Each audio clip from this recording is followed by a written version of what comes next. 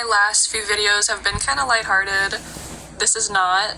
I got this book in 2021, and I am not even halfway through it. And every time I pick it back up, I remember why it has taken me so long to pick back up. This book is about women's history, and it starts all the way back in hunter-gatherer times, which that's a whole nother thing. It's very interesting. From there, it goes to when the population of the world began to expand even more, and the world was in matriarchy. There was only female leaders, and there was only female gods and deities. The earliest known religion was a female goddess, if you will. So basically, this matriarchal world where women were leaders, women were literally worshipped as goddesses walking on earth. It makes me very emotional. So that all fell when collectively we started to piece together how babies were made. That discovery that pregnancy and birth was not something magical that women just did. It was something that could be done to women. Then came the rise of patriarchy. Then came the rise of father gods.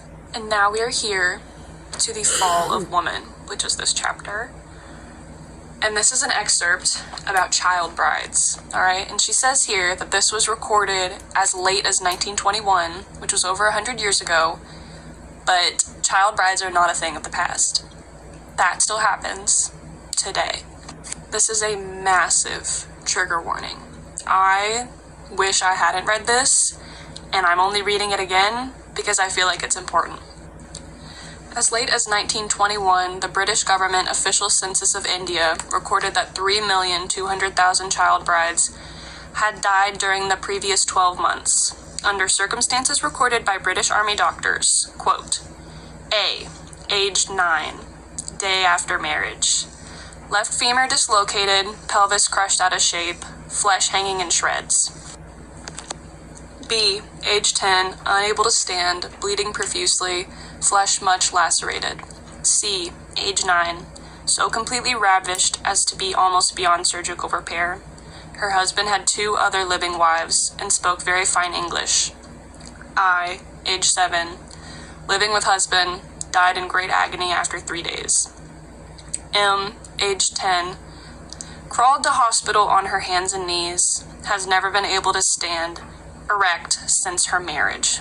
Also, later in that chapter, she talks about how a lot of the child brides were also FGM victims, and that the husband would wear the blade, or sometimes just the really sharp rock he would use to cut her open before raping her, would wear it bloodied around town, like as a trophy.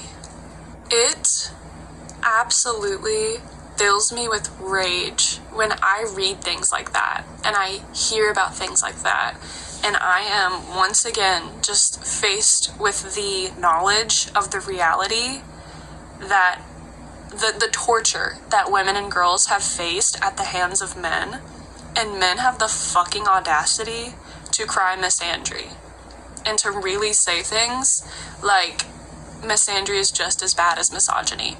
Show me anywhere in the world ever recorded in history where it was not only acceptable but like a traditional practice for grown women to marry little boys and rape them until their bones were crushed and they were unable to stand.